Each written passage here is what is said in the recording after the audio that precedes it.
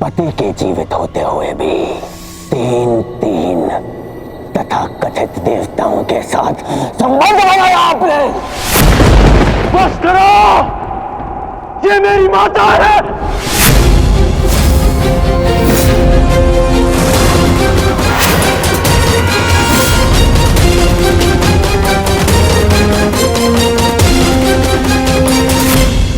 ये भले ही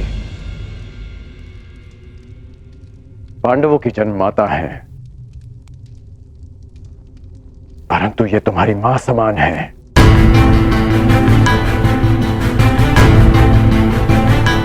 ये मेरी मां समान है। माता शत्रु की हो या मित्र की, कौरवों की हो या पांडवों की, माता सम्मान की अधिकारिणी होती हैं। हस्तिनापुर की कुलवधू के अपमान के कारण आज ये युद्ध हमारे सामने खड़ा है और आज तुम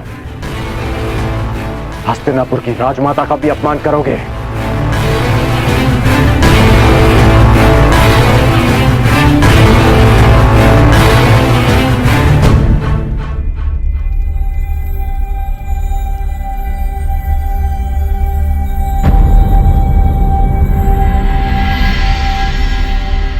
मैं बताता हूं कि हमारे मध्य क्या बात हुई थी। माता कुंती मेरे पास आई थी अर्जुन की सुरक्षा का वचन मांगने, और तुमने उसे स्वीकार कर लिया। ये स्वयं तुम उन्हीं से पूछ लो। बताइए राजमाता, मेरा क्या उत्तर था?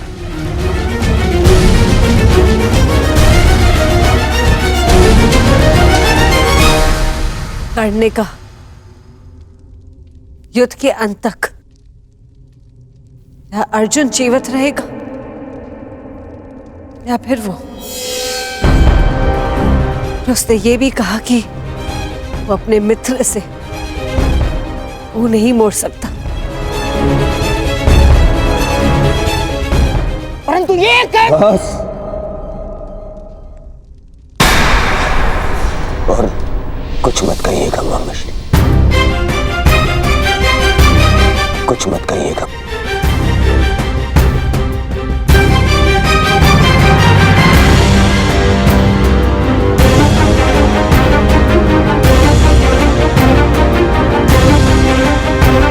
क्षमा, क्षमा कर दीजिए राजमाता। अपने अपशब्दों के लिए मैं क्षमा प्रार्थी हूं। क्रोधवश मैं स्वयं से नियंत्रण खो बैठा था। मुझे क्षमा कर दीजिए माता।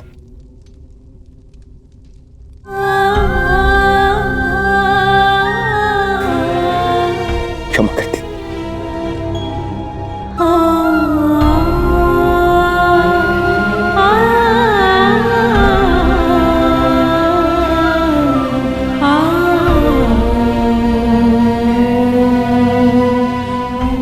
अब आज्ञा दीजिए युवराज। अब जब भी आपका आदेश आएगा तो आपका ये सेवक अपने प्राण थाली में सजाकर आपको अर्पित करने के लिए सामने आ जाएगा। बस एक निवेदन है कि फिर से मुझे निष्ठाहीन, कायर और द्रोही मत कहिएगा।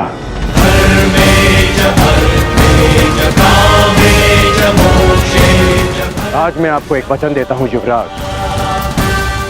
इस युद्ध के केवल दो परिणाम आएंगे। पहला, इस युद्ध के पश्चात आपके शीश पर राज मुकुट होगा, या दूसरा, इस कर्ण के धड़ पर शीश ही नहीं होगा। आज्ञा दीजिए।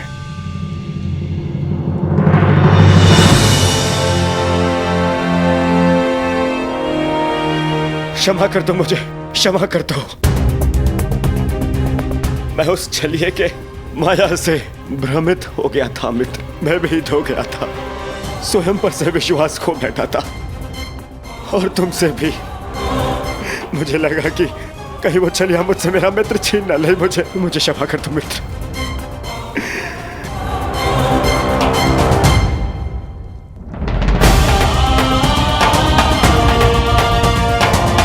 बस मित्र, बस।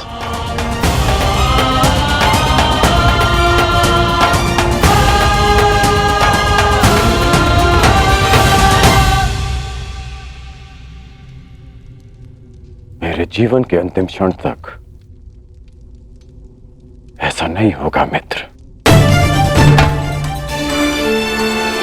तुमसे तुम्हारा मित्र मृत्यु अवश्य छीन सकती है,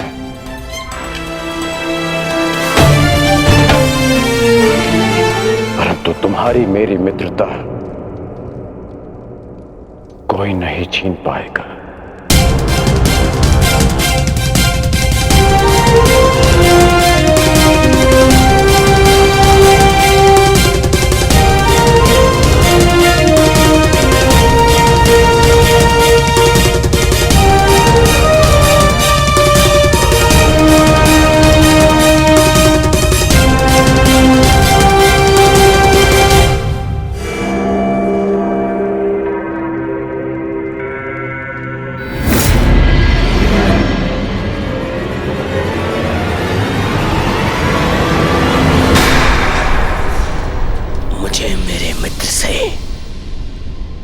जीवन भर का आश्वासन मिल गया है मामाश्री। अब कभी मेरे मन में मेरे मित्र के विरोध में विष भरने का प्रयास मत करना। मेरा मित्र मेरे साथ है।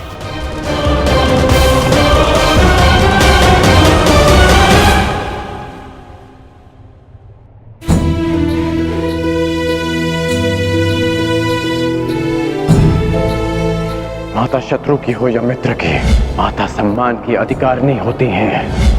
ये भले ही पांडवों की जन्म माता है, परंतु ये तुम्हारी मां समान है, ये मेरी मां समान है।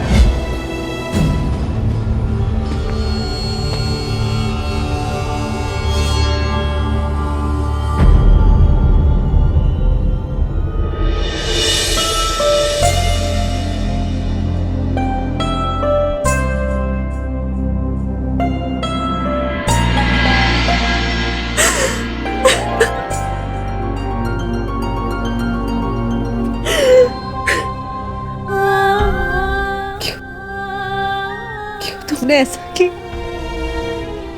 नहीं सत्य बताया दुर्योधन को? माता अपना कर्तव्य निभाने में असफल रहे, इसका अर्थ ये नहीं कि एक पुत्र भी अपना धर्म भूल जाए। पुत्र होने के नाते माता के सम्मान की रक्षा करना मेरा धर्म था। यदि सत्य सबके समक्ष आ जाता, यदि मैं आपको सत्य कहने से नहीं रोकता, तो केवल आप इस राज परिवार में अपना सम्मान नहीं खोती, अभी तुम्हें भी स्वयं अपनी ही दृष्टि में गिर जाता।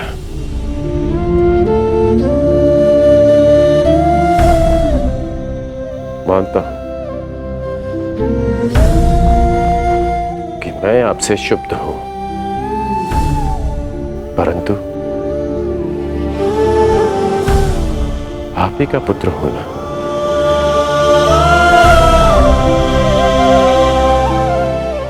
कर्मबद्ध हूं, पर धर्मबद्ध भी।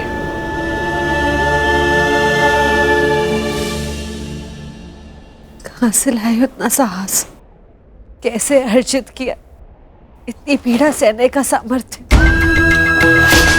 कैसे आई उदारता तुम्हारे हृदय में? तुम्हारा हृदय तो कहां से भी विशाल है। कौन हो तुम? कौन हो? जन्म से सूर्य पुत्र कौन्तेय। परंतु कर्म से एक सूत पुत्र, आधे कर्ण।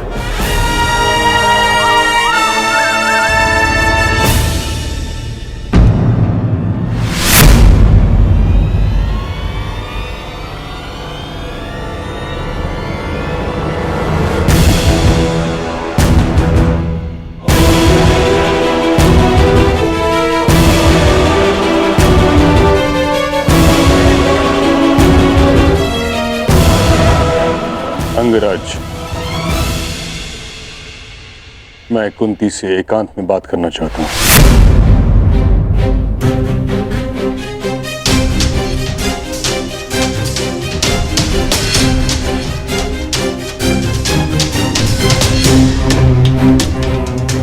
अवश्य।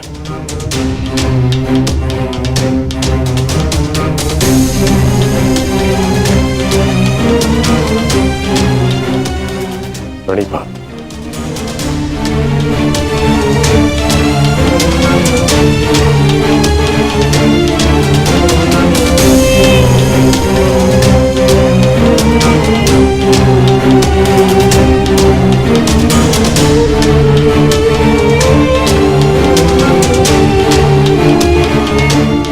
ताजश्री, क्षमा चाहती हूँ।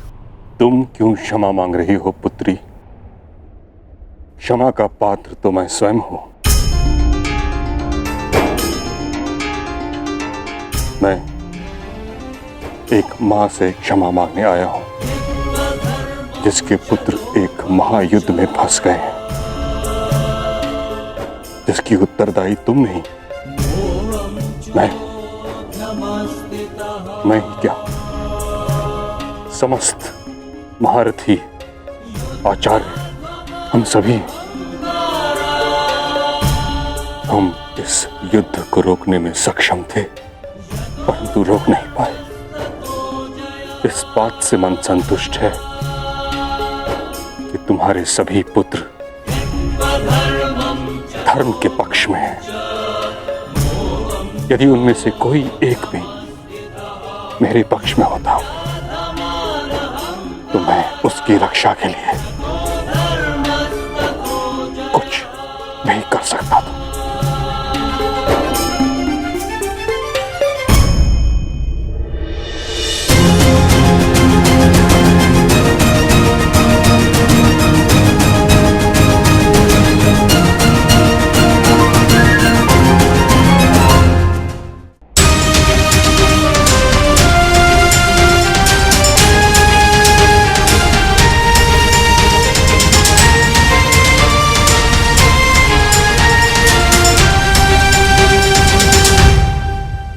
मां प्रेम करती है और पिता न्याय करते हैं। आप तो पिता मां है ताजश्री। मेरे पुत्र अपना न्याय मांगने आ रहे हैं और मुझे विश्वास है जो न्याय संगत होगा पितामह वही करेंगे।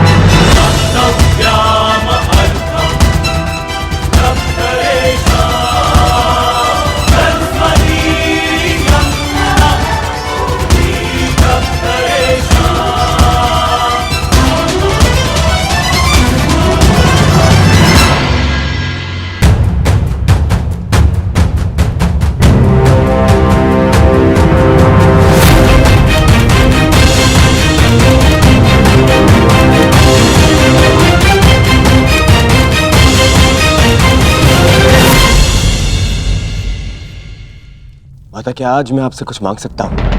हाँ पुत्र, अवश्य। जिस युद्ध में मैं आज जा रहा हूँ माता, वहां या तो मैं विजयी होके लौटूंगा और या फिर वीर गति को प्राप्त हो जाऊंगा। जीवित वापस आने की और वीर गति को पाने की संभावनाएं समान है माता, यदि जीवित वापस आया तो कोई बात नहीं, परंतु वीर गति पाई तो सदा एक घाव मन में रह जाएगा माता। घाव कि मेरी माता ने कभी मुझे देखा ही नहीं और मृत्यु के पश्चात भी उन्हें मेरा मुख स्मरण ही नहीं होगा। माता बस एक विनती है,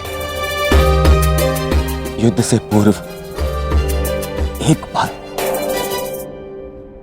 बस एक बार मुझे अपनी दृष्टि से देख लीजिए माता। बस एक बार अपनी माता की ममता भरी दृष्टि अपने आप के ऊपर डालना चाहता हूं माता। मैं जानता हूं पिताश्री के लिए ये संभव नहीं है माता, परंतु आप तो एक बार मुझे देख ही सकती माता। आपकी कृपा दृष्टि मेरे लिए आशीर्वाद होगी माता। बस एक बार।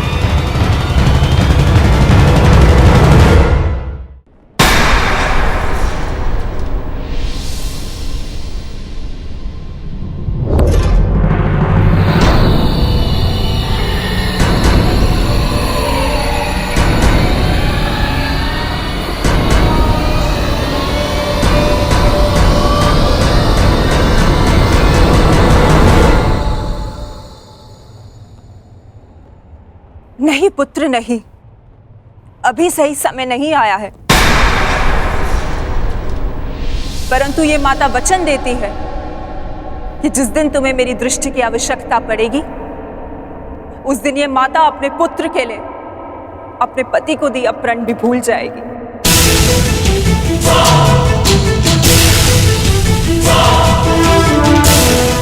जाओ पुत्र जाओ, जाओ और एक दूसरे का रणभूमि में ध्यान रखना, क्योंकि वहां तुम सब ही एक दूसरे के माता, पिता, बंधु एवं सखा होगी।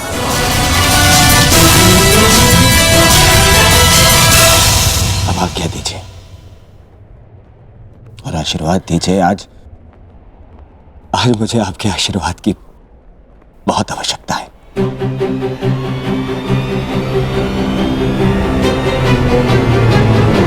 कल्याणमस्तु पुत्र, तुम सभी का कल्याण।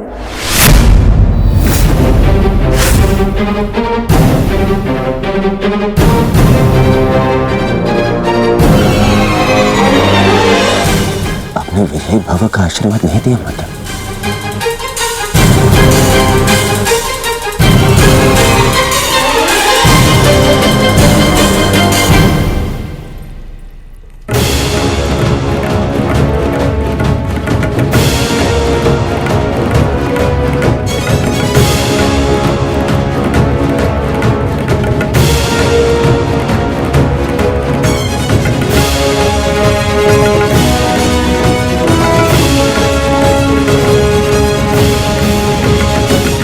आशा करती हूँ वृकोदर, युद्ध समाप्त होने के पश्चात आपकी पत्नी पुनः अपने केश बांध सकेगी। मुझे विश्वास है पांचाली, इस आने वाले युद्ध में मैं वृकोदर भीम उस दुशासन की छाती फाड़कर उसके छाती के लहू से तुम्हारे केश सींच पाऊंगा।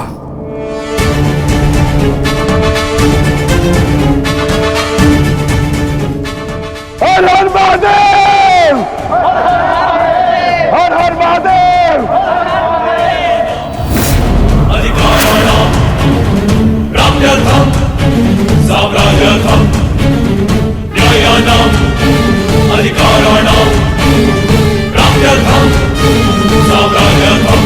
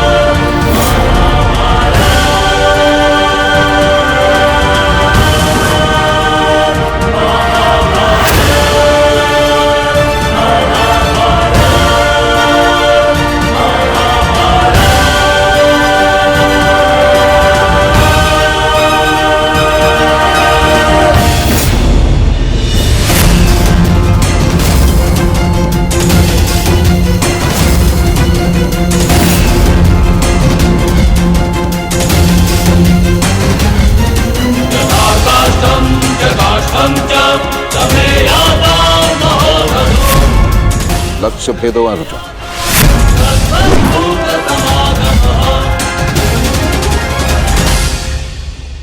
मैं नहीं चाहती कि मेरा कोई भी पुत्र एक दूसरे का वध करे।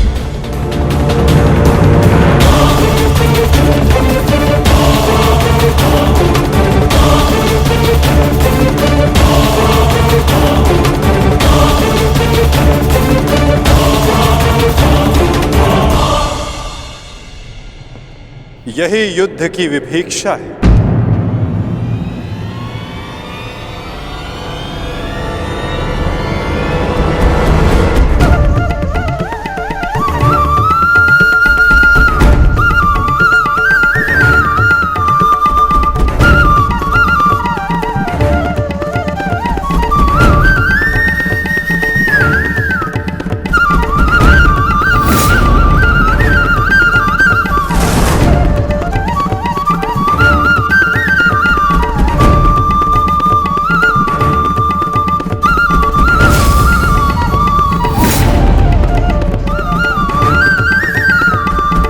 चाहे जो भी पक्ष जीते, परंतु हानि दोनों ही पक्षों को होती है।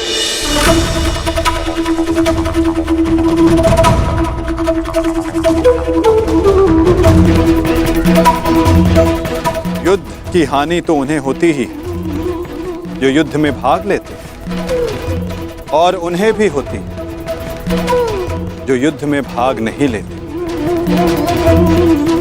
और अब जो मैं बताने जा रहा हूं, यहाँ उपस्थित कुछ लोगों को ये ज्ञात है, और जिन्हें ज्ञात नहीं है वो इस बात को जान लें।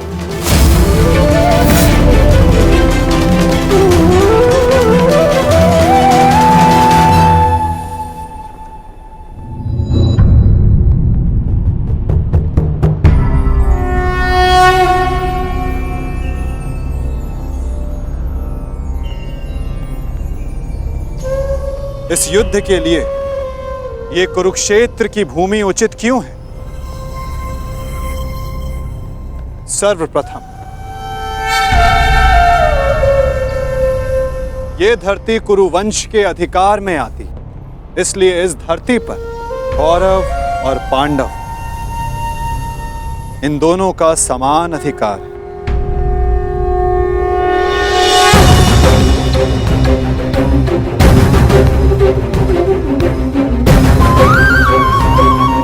ये भूमि, ये पवित्र स्थल देव नदी सरस्वती के दक्षिण और दृश्यवाही के उत्तर दिशा में आता है।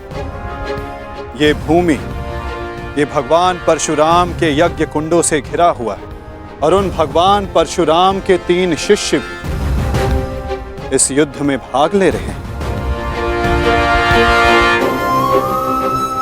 महर्षि कुरु ने बरसों तक इस भूमि को जोता और देवों से यह वरदान प्राप्त किया कि जो भी इस भूमि पर मृत्यु प्राप्त करेगा उसे मुक्ति मिलेगी, स्वर्ग मिलेगा।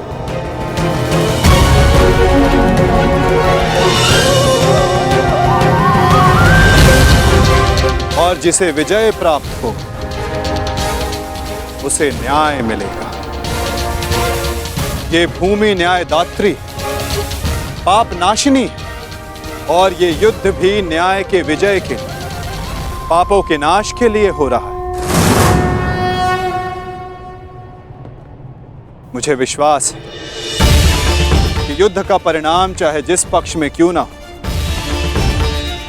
धर्म स्थापना अवश्य हो।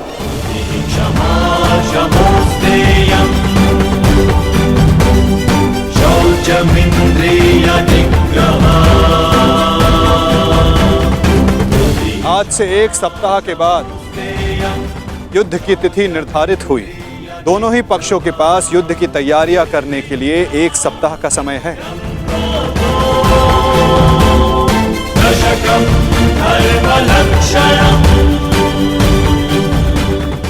और उसके पश्चात दोनों ही पक्ष यहां पुनः उपस्थित होंगे।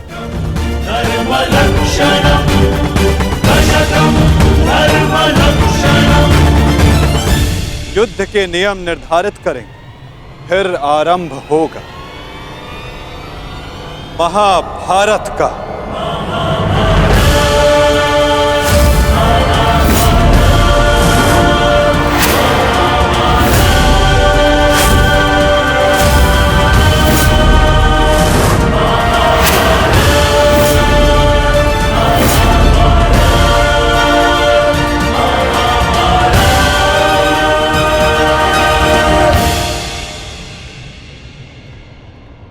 हेलो अर्जुन।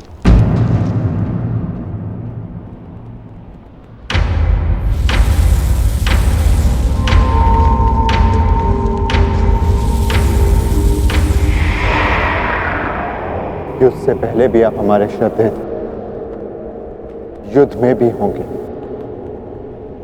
और युद्ध के पश्चात भी।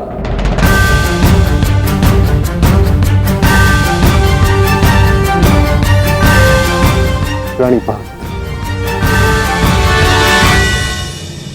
आयुष्मान भव।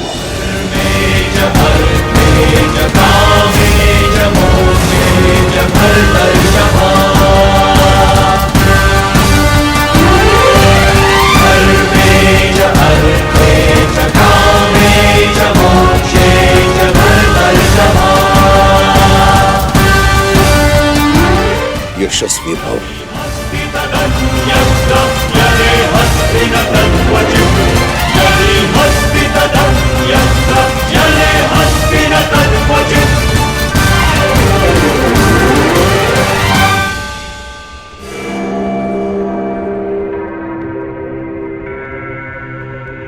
ये क्या था पितामह, जिन्हें हम युद्ध में परास्त करके उनका अंत करना चाहते हैं, उन्हें आप लंबी आयु का आशीर्वाद दे रहे हैं? ये दुर्योधन जब छोटे आशीर्वाद मांगे तो उनको आशीष देना बड़ों का कर्तव्य है। तुम यदि अपने ज्येष्ठ युधिष्ठिर से आशीर्वाद मांगोगे तो अवश्य तुम्हें आशीर्वाद देगा। इतनी बड़ी सेना है तुम्हारे पास, मेरे केवल एक आशीर्वाद देने से तुम अपना आत्मविश्वास खो बैठे। तुमने जो चाहा तुम्हें मिला, वो सब कुछ तुम्हारे पास है जो तुम्हें चाहिए। मैं तुम्हारे पक्ष में इस युद्ध में खड़ा हूं, परंतु पांडवों को भी मेरे आशीर्वाद का अधिकार है।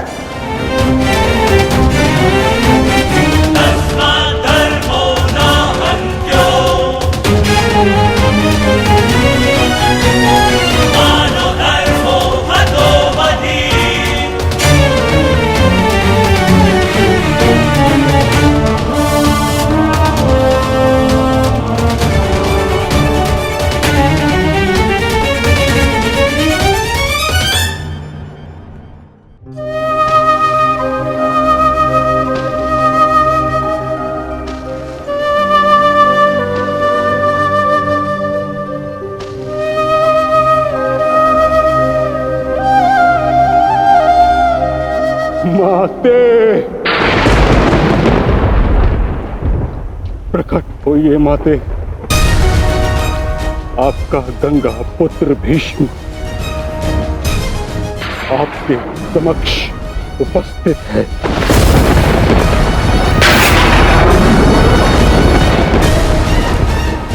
क्या मेरी आवाज आप तक नहीं पहुंच रही?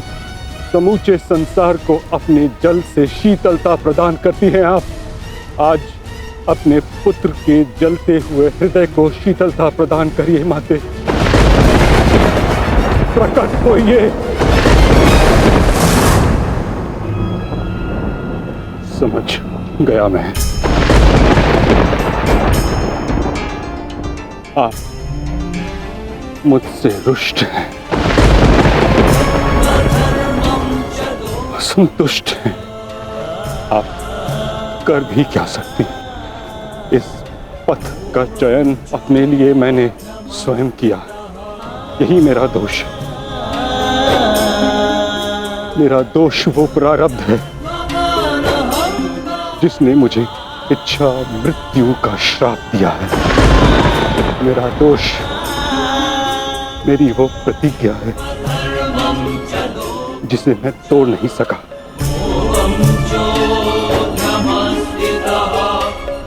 रही बात आज आपका ये पुत्र आपके आशीर्वाद के बिना ही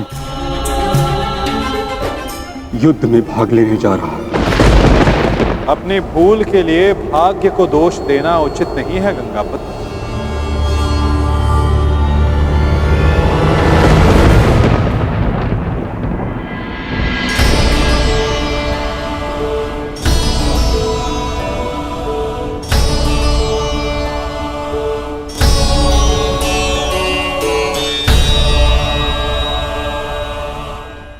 एक योद्धा को इस अवस्था में देखना भी तो उचित नहीं वासुदेव। मेरे समक्ष केवल एक योद्धा ही कहां खड़ा है। मैं तो उस पुत्र को, उस पितामह को देख रहा हूं जिसकी दृष्टि में अपराध बोध है और मन में पश्चाताप की अग्नि। सत्य कहा आपने। आप एक योद्धा को नहीं, एक अभागे को देख रहे हैं। मुझसे बड़ा अभागा इस संसार में कौन होगा। एक ऐसे युद्ध में भाग लेने जा रहा हूं जहां मेरे ही वंश के लोग एक दूसरे के रक्त के प्यासे हैं। भाइयों में प्रेम की जगह प्रतिशोध है, अहंकार है। बाण किसी ओर से भी चले, छाती मेरी ही छलनी होगी। रक्त किसी का भी बहे, हृदय मेरा रोएगा और मैं इस अनर्थ को रोकने के लिए कुछ भी नहीं कर सकता। जब आप रोक सकते थे तब आप मौन रहे गंगापुत्र।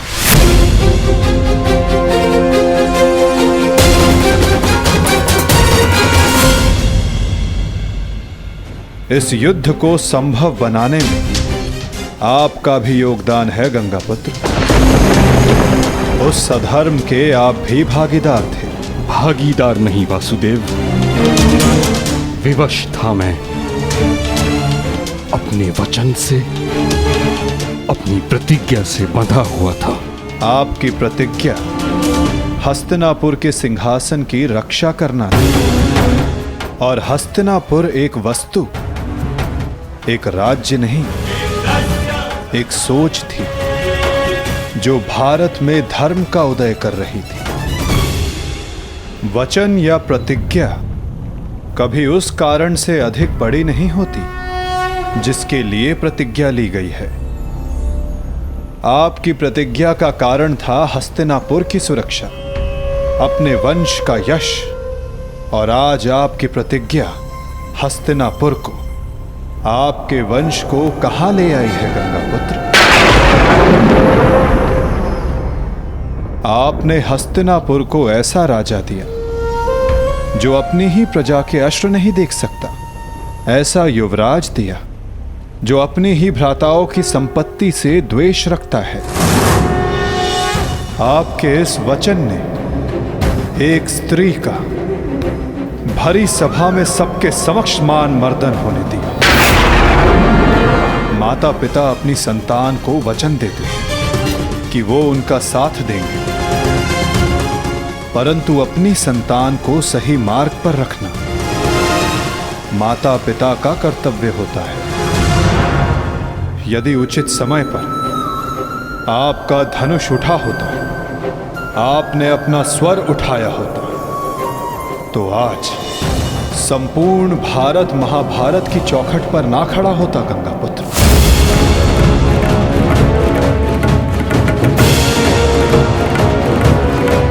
आपकी इस प्रतिज्ञा को पूर्ण करने के लिए कितना बड़ा मूल्य चुका रहा है ये संसार।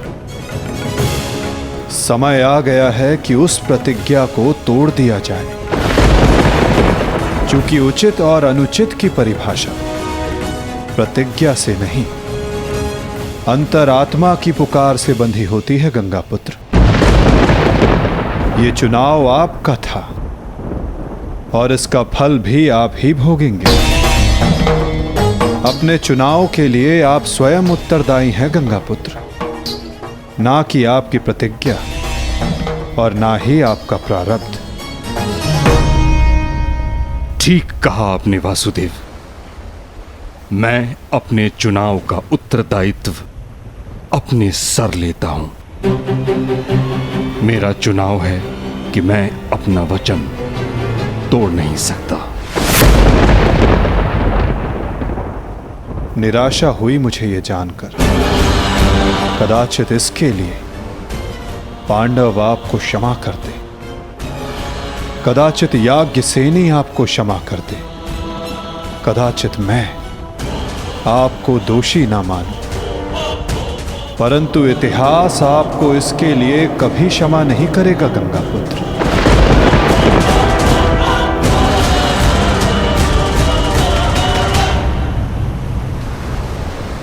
रुकिए वासुदेव, मैं नहीं चाहता कि मुझे क्षमा मिले।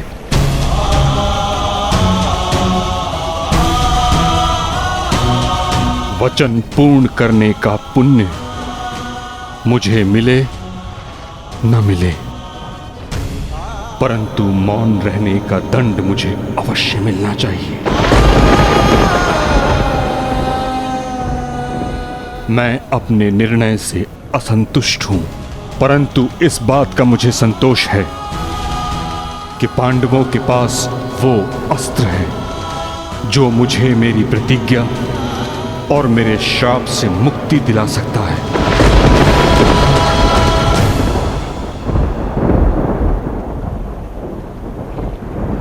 आप भली भांति जानते हैं कि मैं किसके विषय में बात कर रहा हूं, किंतु पांडवों को इसका ज्ञान नहीं। उनका मार्गदर्शन आपको करना होगा वासुदेव। भीष्म नामक समस्या का समाधान आप उनको सुझाएंगे। समाधान अपने गंतव्य तक पहुंचने को है गंगापुत्र।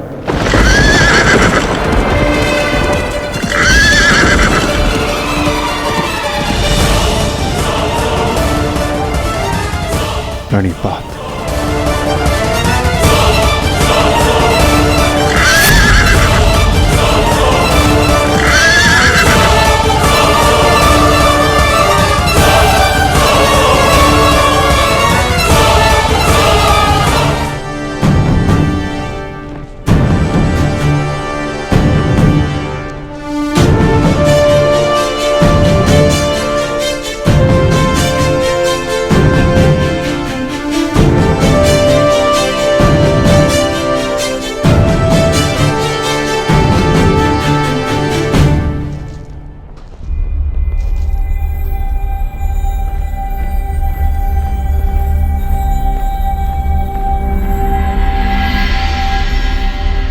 पिताश्री,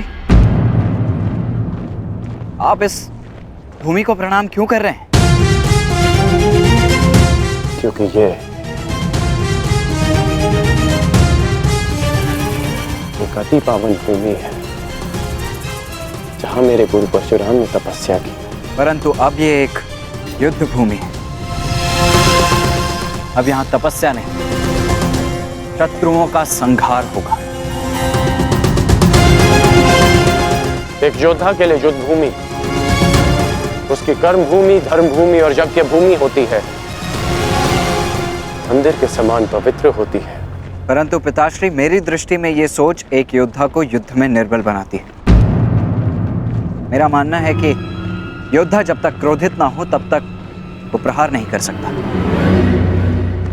नहीं, क्रोध में किया गया प्रहार शत्रु से अधिक स्वयं को हानि पहुंचाता है।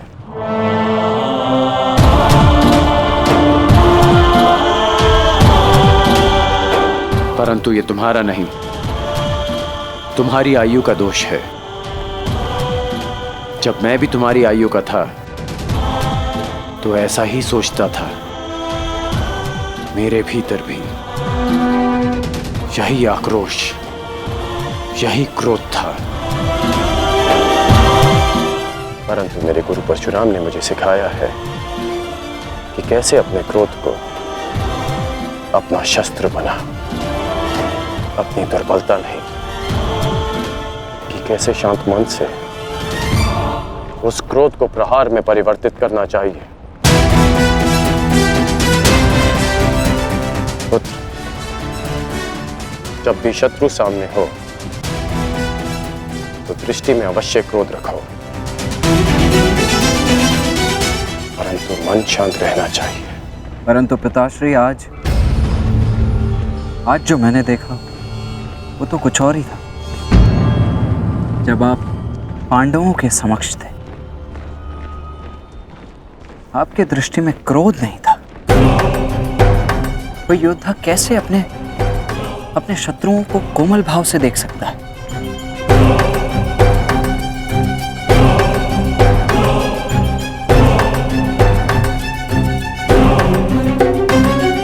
आवश्यक नहीं कि हर कोई जो हमारे विपक्ष में खड़ा हो, हमारे विरोध में खड़ा हो, वो हमारा शत्रु हो।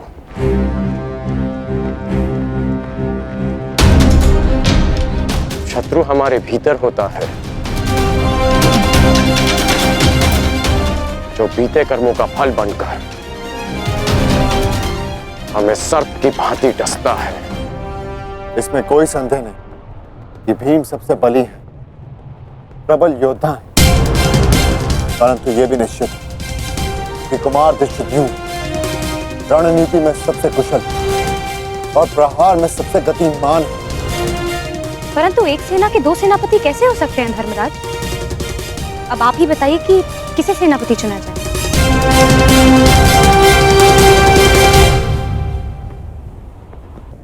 मेरा निर्णय यह है कि हमारी सेना के नेतृत्व के लिए सबसे अधिक योग्य एक विकल्प शेष है युधिष्ठिर।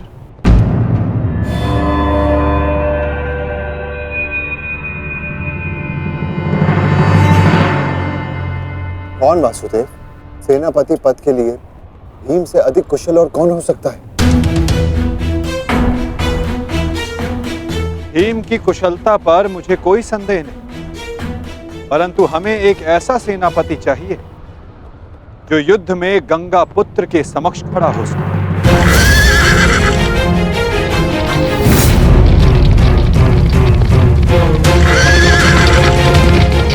वो जिनके कारण युद्ध में विजय हमारी हो, और वो केवल एक ही जो कौरवों के सेनापति गंगापुत्र भीष्म का सामना कर सकती है।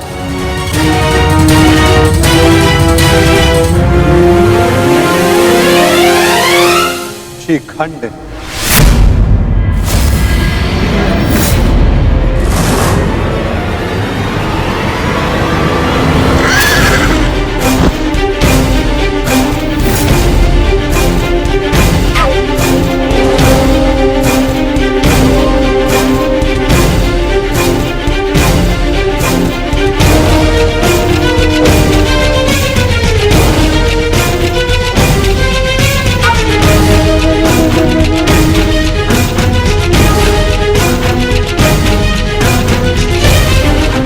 प्रणिपात, ये युद्ध केवल आपका नहीं, मेरा भी है। हर उसका है जिसको कौरवों के अन्याय से कष्ट हुआ है, और मैं वचन देती हूं, कौरवों को परास्त करने के लिए मैं पूरा प्रयास करूंगी। हर हर महादेव! हर हर महादेव! हर हर महादेव! हर हर महादेव! हर हर महादेव!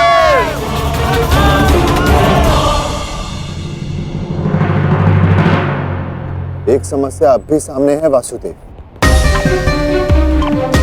हमारे पास 7 अक्षौणी सेना है और कौरव सेना 9 अक्षौणी।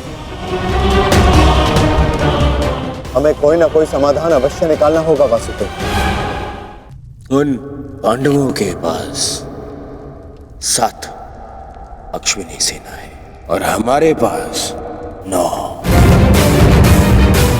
चिंता करने की आवश्यकता उन्हें है, हमें नहीं। यदि तुम यूं ही बैठे बैठे आनंद मनाते रहोगे ना दुर्योधन, तो शीघ्र ही ये समीकरण बदल जाएगा। ना, मेरे कहने का तात्पर्य ये है कि शीघ्र ही ये समीकरण बराबर का हो जाएगा दुर्योधन। समझ गए? कैसे? मद्रराज शल्य स्मरण है? नकुल सहदेव का मामा है वो, मामा। और हर मामा अपने भांजे के अतिरिक्त और किसी का सगा नहीं हो सकता ना? और ये बात तुमसे अधिक कौन जान सकता है?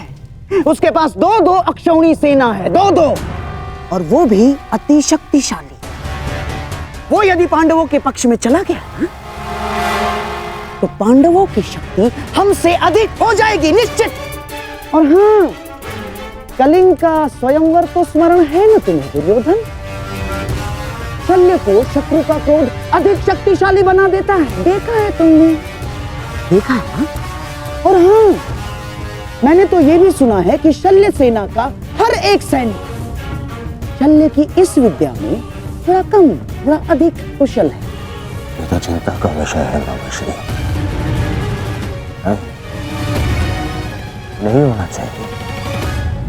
शल्य को अपने पक्ष में कैसे किया जाए? है, मेरे पास एक योजना है दुर्योधन। मद्रराज शल्य अपने वचन का पक्का है, परंतु चरित्र का थोड़ा सा कच्चा। ये स्वभाव से थोड़े रसिक भी है। तुम समझ रहे हो ना मैं क्या कह रहा हूँ? रसिक है थोड़े से।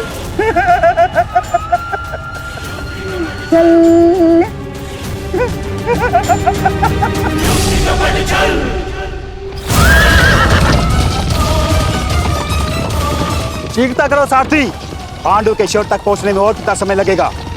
हम शीघ्र ही वहां होंगे महाराज।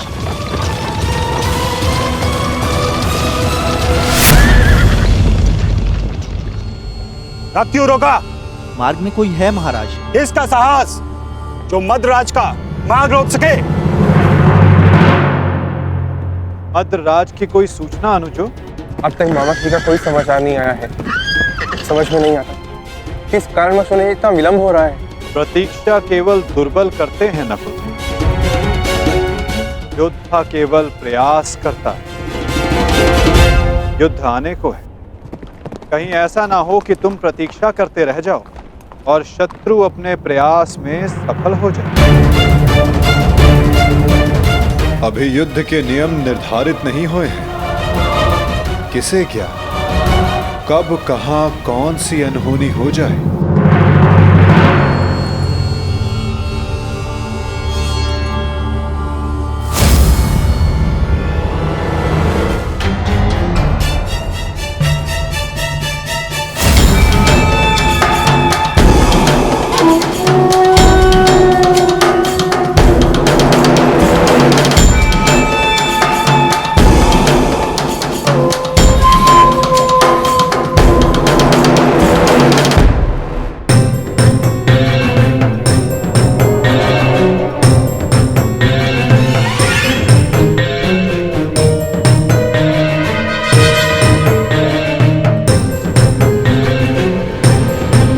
प्रणिपात्र मद्रराज। कौन है आप? आपकी सेविकाएं। आपकी यात्रा बहुत लंबी है, आपकी सेवा के लिए आए हैं, आपको आपके गंतव्य स्थान तक पहुंचाने। किसने आपको भेजा है? वासुदेव। वासुदेव? वासुदेव को हमारा धन्यवाद कहिएगा, परंतु मुझे आज विलंब हो रहा है। प्रणाम। मर्तराज, क्या आप हम दोनों को दंडवीर बनाना चाहते हैं?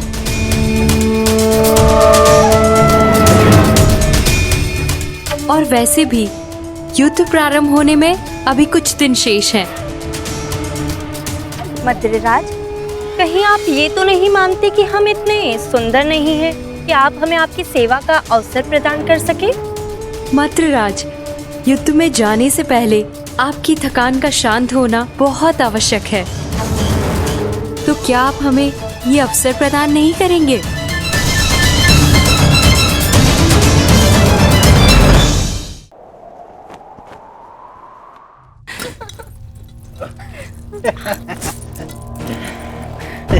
सेवा का आनंद ले रहे हैं ना? अवश्य। मुझे आशा नहीं थी कि वासुदेव भी इतने रसिक स्वभाव के हैं। महाराज, आपका ये पात्र मदिरा से रिक्त क्यों है?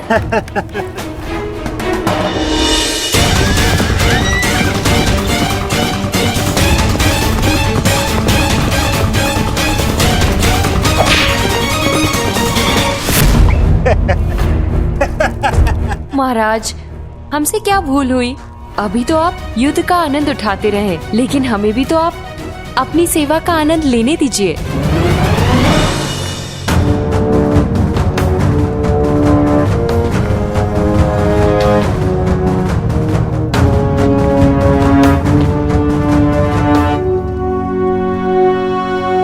प्रणिपात मद्रराज।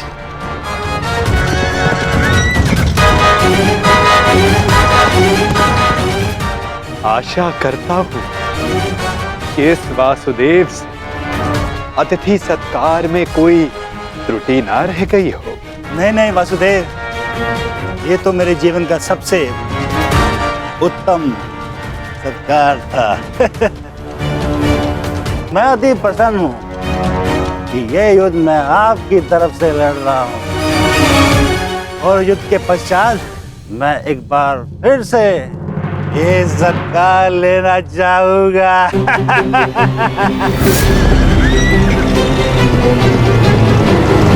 अवश्य, ऐसा सत्कार मैं आपका एक बार क्या कई बार करवाऊंगा, परंतु मैं आपसे आश्वासन नहीं मांग रहा हूं। मैं आपसे वचन चाहता हूं कि इस युद्ध में आप पूर्ण बल से और पूर्ण मनोयोग से हमारी सहायता करेंगे ना आप मद्रराज? आपको मेरे आश्वासन पे संदेह है? तो ठीक है, मैं आपको वचन देता हूँ कि जिसने मेरा ऐसा उत्तम सत्कार किया है, मैं युद्ध के अंत तक उसके पक्ष से लड़ूंगा। मैं आपको वचन देता हूँ कि प्राण जाने तक मैं शल्य अपने अतिथि की ओर से अपने शत्रुओं का नाश करूंगा।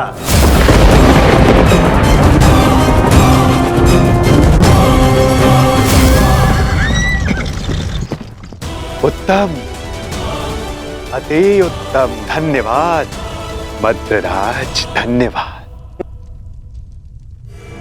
धन्यवाद मद्रराज, धन्यवाद।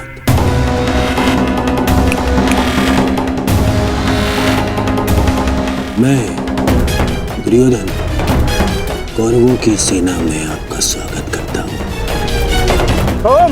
तुमने सत्कार किया था मेरा, ये भ्रम में रख के मुझसे वचन लिया। छल किया है तुमने मेरे साथ, छल किया है वासुदेव ने पांडवों के साथ, छल। ये वो छलिया वासुदेव नहीं, ये है मेरा मित्र पुंडरीक वासुदेव।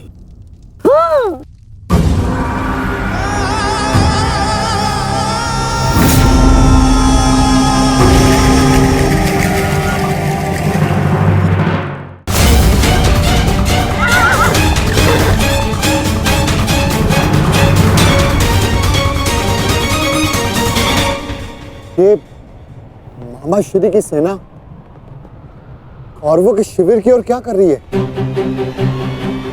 केश, ये सोचने का नहीं, बढ़ने का समय है। तुम सबको महाराज शांत हो जाइए, शांत।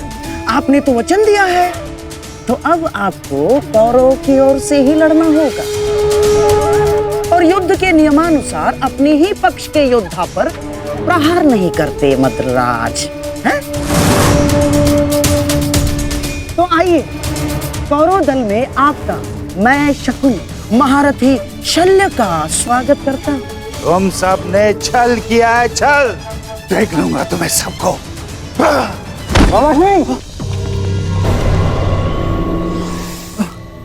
ये सब क्या हुआ?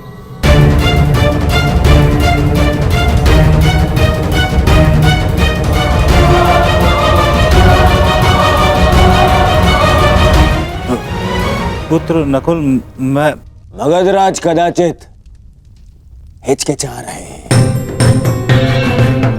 आओ पांडु पुत्रों,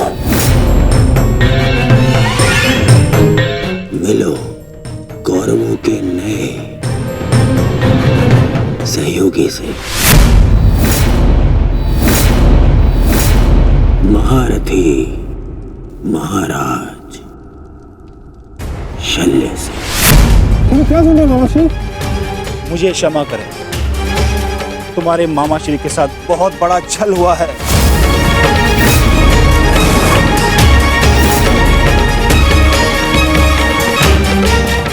मुझे भ्रम में रखकर वचन लिया गया है मुझसे। भ्रम से ही सही, परंतु आप वचन के भार से बद्ध है मद्रराज। दुर्योधन, तुमने हमारे साथ छल किया है। मामाश्री ने सबसे पहले हमें आश्वासन दिया था। शांत विकोधर, शांत।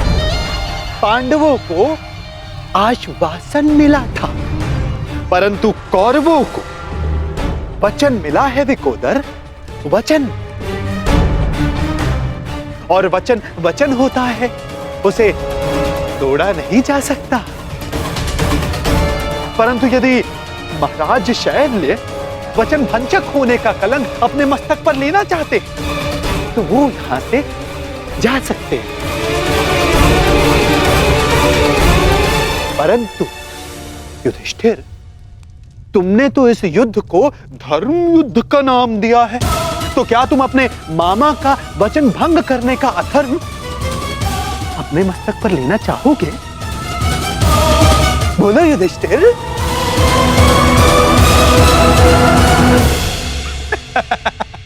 ये सब तुमने किया है पाखंडी। सावधान, सावधान सुन।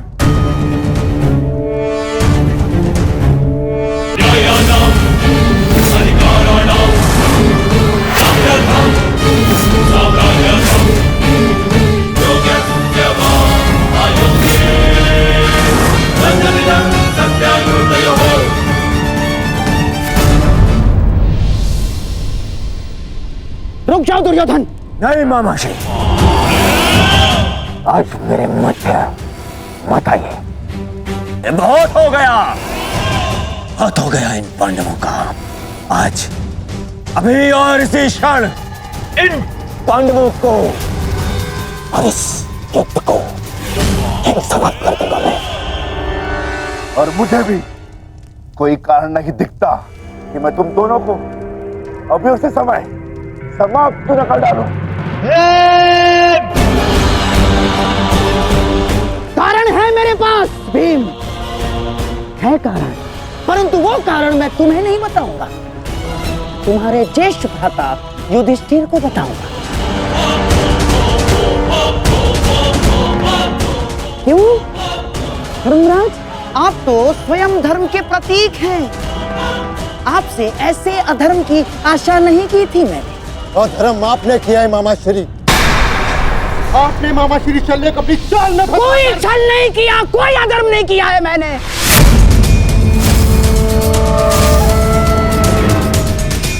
कदाचित आप भूल रहे हैं धर्मराज कि अभी तक युद्ध के कोई नियम निर्धारित नहीं हुए, तो हम पर कोई बंधन नहीं है। हम अपना पक्ष बढ़ाने को पूर्ण स्वतंत्र हैं, और हमने जो कुछ भी किया ना धर्मराज, वो हमारा अधिकार था। और क्या किया हमने? हैं? हमने केवल और केवल एक अतिथि का सत्कार किया, बस। मातृदेव भव, पितृदेव भव, आचार्य देव भव, अतिथि देव भव। पढ़ा होगा आपने, हैं? अपने धर्म में। तो बताइए, एक अतिथि का सत्कार करना क्या दंडनीय है? और कोई छल नहीं किया इस पौंड्रक वासुदेव ने। अतिथि ने पौंड्रक वासुदेव को अपना परिचय पूछा तो उन्होंने बता दिया, उसमें क्या भूल की?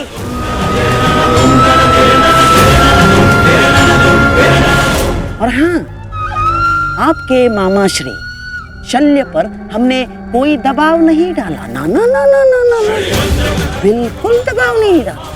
अपितु हमारे आतिथ्य से प्रसन्न होकर हमारे साथ रहने का उन्होंने हमें वचन दिया स्वयं।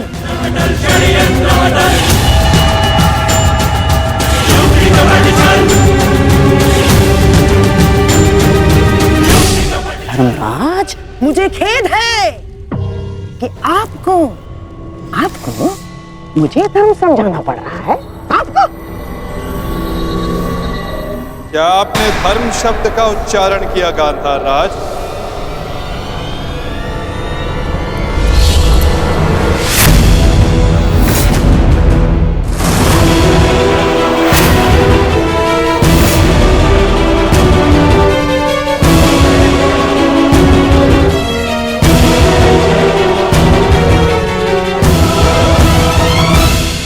धर्म अधर्म का ज्ञान आपके मुख से सुनकर आश्चर्य हुआ, उनके मुख से जिन्होंने स्वयं कभी धर्म की सीमा का मान न रखा, न राजभवन में, न उत्तराधिकारी के चुनाव में,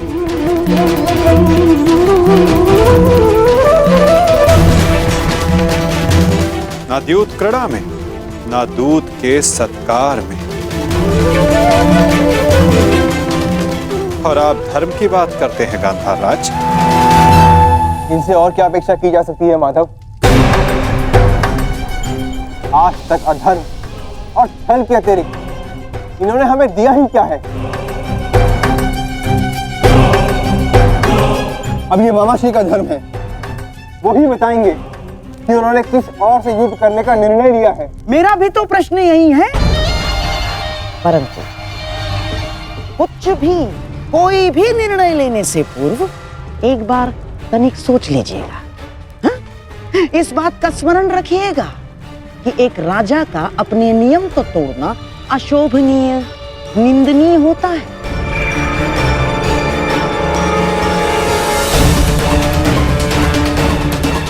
कैसे आपकी प्रजा आपका सम्मान करेगी जो राजा अपने दिए हुए वचन को तोड़ देता है, दिए हुए वचन से पलट जाता है? क्या क्या मुख लेके जाएंगे आपके प्रजा के समक्ष आप? तो युद्ध में आप किसका साथ देंगे? अपने भांजों का या अपने वचन का सम्मान करेंगे, मान करेंगे? पुत्र नकुल, मुझे क्षमा कर दो, परंतु मेरे पास कोई विकल्प ही नहीं है।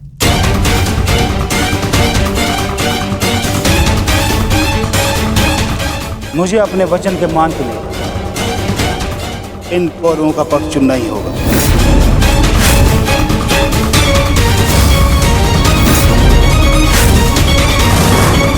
तो ठीक है मामाश्री, अब हम भी आप पर प्रहार करने के लिए सज रहेंगे।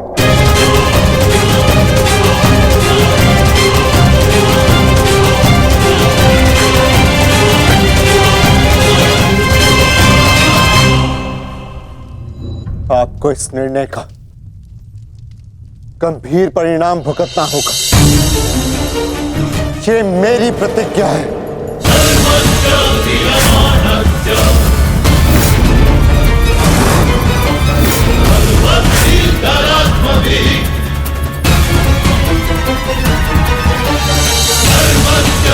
पुत्र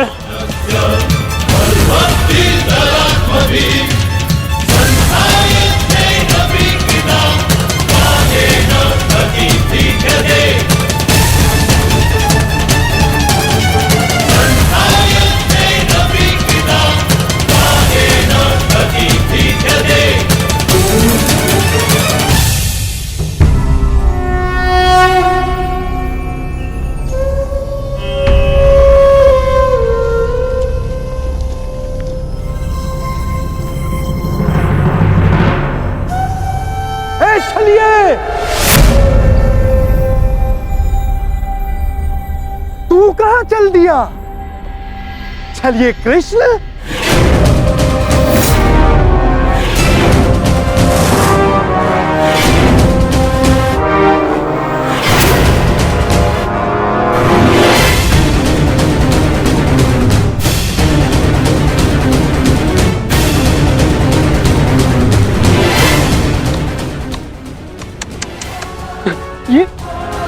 ये क्या देख रहा हूं?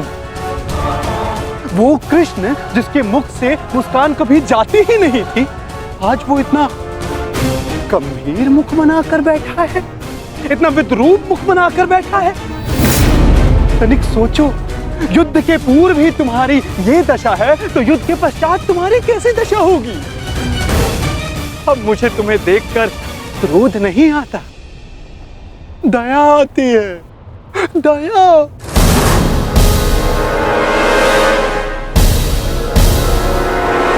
तुम्हारी सेना तुम्हारी नहीं रही, तुम्हारा पुत्र, उसने भी तुम्हारा साथ नहीं दिया, तुम्हारा भाई, उसने तुम्हारा पक्ष नहीं चुना, सब कुछ छीन लिया गया तुमसे।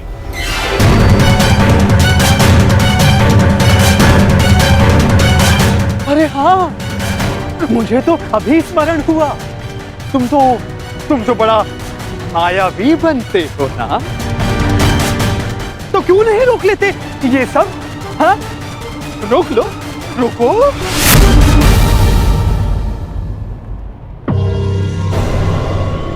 अरे हाँ, विचार करने वाली बात तो ये, जब मैंने तुमसे तुम्हारा सब कुछ छीन लिया, तो तुम उस सुदर्शन चक्र का क्या करोगे?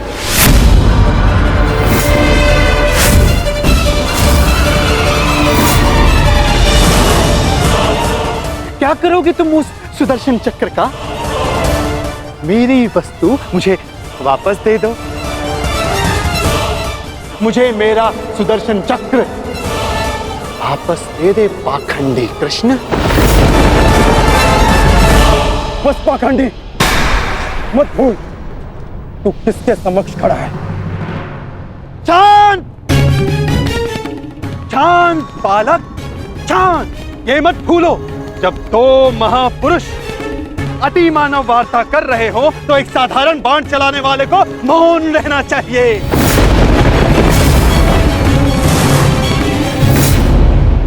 दुष्ट पौंड्रक, मैं आज ये सिद्ध कर देता हूं तू कितना बड़ा अतिमानव है। अरे मूर्ख, तू अपनी तुलना वासुदेव से करता है।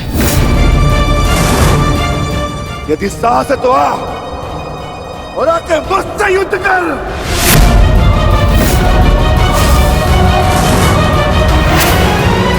मूर्ख तो तुम पांडु पुत्र हो।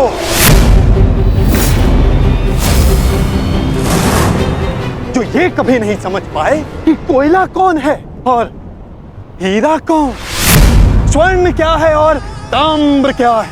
तुम सब अपनी आंखें खोल के देखो, ये जो तुम्हारे समक्ष खड़ा है, ये छलिया है, और मैं ही हूं वास्तविक वासुदेव, पौंड्रक वासुदेव, महाशक्तिमान, महाबलशाली। इस सृष्टि का वास्तविक रचयिता मैं ही हूं।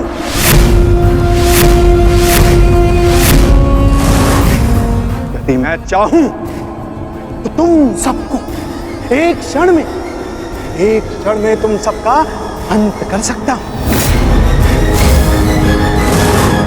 इसलिए मुझे मेरा अस्त्र उठाने के लिए पौंड्रक,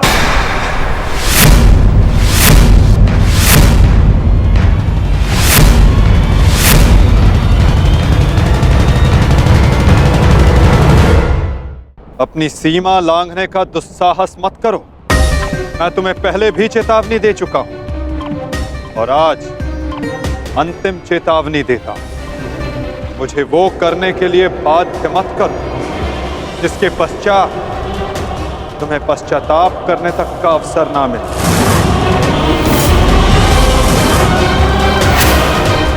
जाओ यहां से पौंड्रक।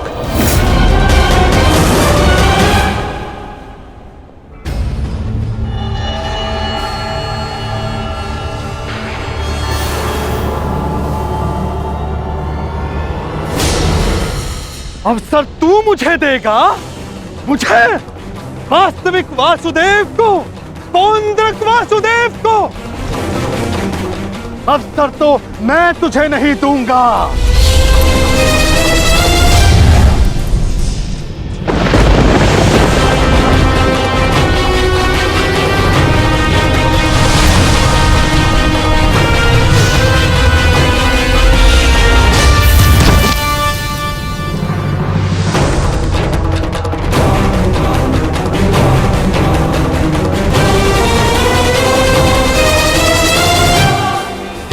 दृष्टि से बाण शक्ति से जीते ये सारा रण, शांत चित धरे आत्मबल भरे जीते हर बाधा कर, छूट ना पाए लक्ष्य हो जाए सूक्ष्म सा छुपा होकर, वेग है सूर्य तेज है कवच चढ़ा इसके। दोबारा ऐसा दुस्साहस मत करना, अन्यथा कुछ करने के योग्य नहीं रह जाओगे पौंड्रक। मेरे पक्ष में होकर मुझे पर प्रहार करता है मूर्ख दुर्योधन।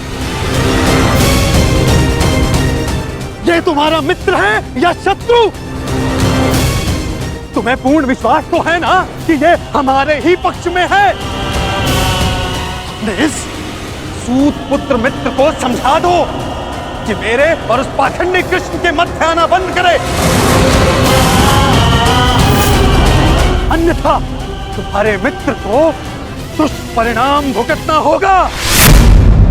मित्रगण, पौंड्रक को उचित कह रहा, तुम हमारे पक्ष में हो, पौंड्रक को वासुदेव पर प्रहार करने से क्यों रोका?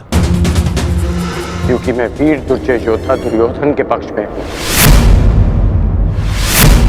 पीठ पीछे वार करने वाले को कायर कहा जाता है, वीर नहीं।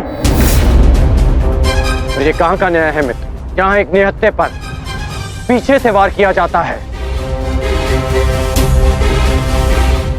क्या युद्ध से पूर्व ही हमारे पक्ष के योद्धा युद्ध के नियम भूल गए हैं?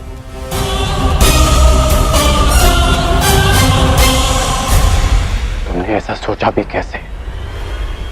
तुम इस भांति वासुदेव को वश में कर लोगे? सत्य को पहचानो मित्र, अपने नेत्र खोलो। नेत्र तो तुम्हारे बंद है मित्र। ये छलिया कोई अवतार नहीं, केवल मायावी। शांति सभा में जो कुछ भी घटित हुआ केवल इस छलिए की माया थी, माया थी वो।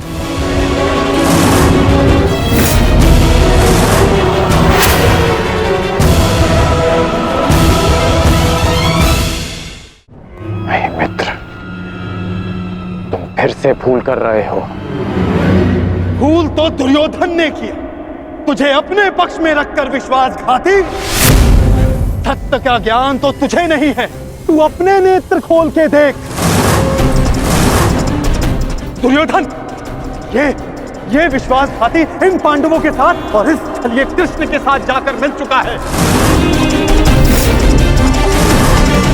छलिए कृष्ण की वाणी बोल रहा है, उसके वश में है ये। अपने कर्मों को वश में ना रख पाए, परंतु अपने शब्दों को विराम लगाओ पौंड्रक। विश्वासघाती और छलिए तो तुम हो, जो स्वयं को किसी और के रूप में ढालना चाहता है। तुम एक अस्तित्वहीन घृणित जीव हो, जिसके पास ना कोई सम्मान है और न स्वयं की पहचान। तो अब एक सूत पुत्र मुझे मेरी पहचान और मान का ज्ञान देगा? पहचान तो मैं तुझे गया। तूने पांडवों और इस कृष्ण के साथ मिलकर दोनों तरफ संधि की है। मित्र दुर्योधन, ये विश्वासघाती युद्ध में तुम्हें अवश्य हानि पहुंचाएगा। नहीं। शांत हो जाओ अंगराज, शांत हो जाओ।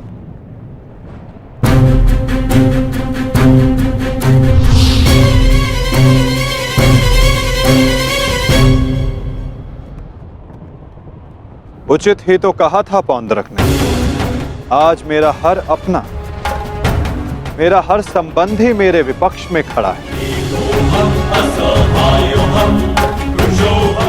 और अब तो मेरा नाम भी मेरा नहीं रहा, उसे पौंड्रक ने ले लिया। सत्य कहा तुमने पौंड्रक, तुम्हें वो अवश्य मिलना चाहिए जिसके तुम अधिकारी हो।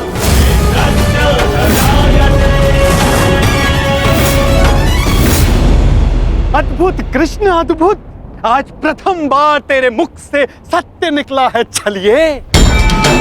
तो अब मुझे वो सुदर्शन चक्र दे दे जिसका वास्तविक अधिकारी मैं हूं। दे मुझे वो सुदर्शन चक्र। ठीक है पौंड्रक, मैं इसी क्षण दोनों पक्षों को साक्षी मानकर तुम्हें वो देता हूं जिस पर तुम अपना अधिकार समझते हो।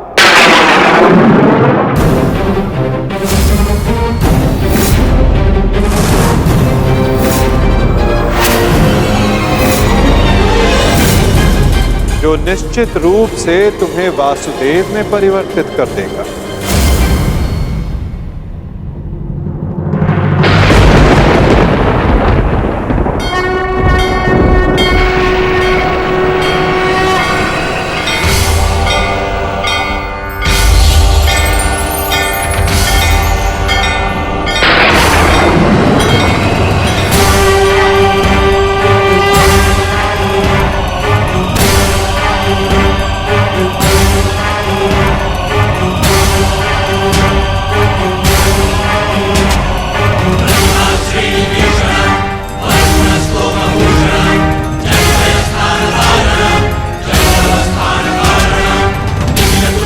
ये लो पौंड्रक, वो अस्त्र जिसका वास्तविक वासुदेव के पास होना अनिवार्य है।